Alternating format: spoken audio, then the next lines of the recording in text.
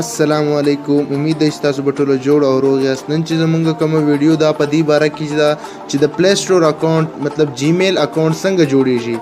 نو که تاسو د جیمیل اکاونټ زده کونه غواړئ نو تاسو بالکل دا ویډیو تر لاسته پورې وګورئ او امید دی چې تاسو به زما فیسبوک پیج لایک کړی وي او فالو کړی وي او شیر کړی به وي.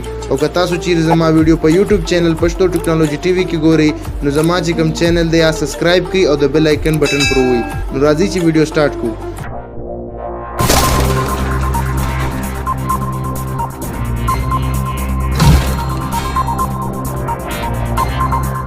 تر ټولو له مخه به تاسو راسئ د پلی سټور کوم چې اپلیکیشن دی دا به اوپن کړئ. کله چې د پلی سټور اپلیکیشن کوم اوپن شي نو تاسو به راسئ پر کریټ اکاونټ باندې به کلیک کړئ. دلته به تاسو پر مای سیلف باندې کلیک کړئ. کله چې پر مای سیلف باندې کلیک کړئ نو تاسو پر کوم نامه باندې چې پلی سټور اکاونټ جوړونه غواړئ نوم به دلته کلیک کړئ. فرست نیم به زه ورکم احمد، سیکنډ نیم به ورکم خان، احمد خان. او دلته به تاسو ډیټ اف برث ورکئ. نو زه به ډیټ اف برث ورکم خپل، جینډر میل. پر نیکسټ باندې به کلیک کړئ. دلته به تاسو خپل چې کوم د جیمیل نوم دی هغه به ورکوئ. نو دلته به زه ورکم احمد 786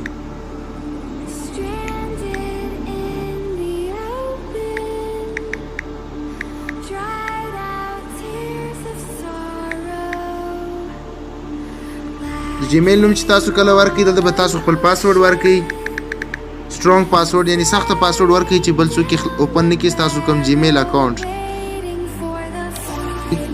یس آی ایم ان باندې به تاسو کلیک کړئ او نیکسټ باندې به کلیک کړئ. آی ایګری باندې به کلیک کړئ.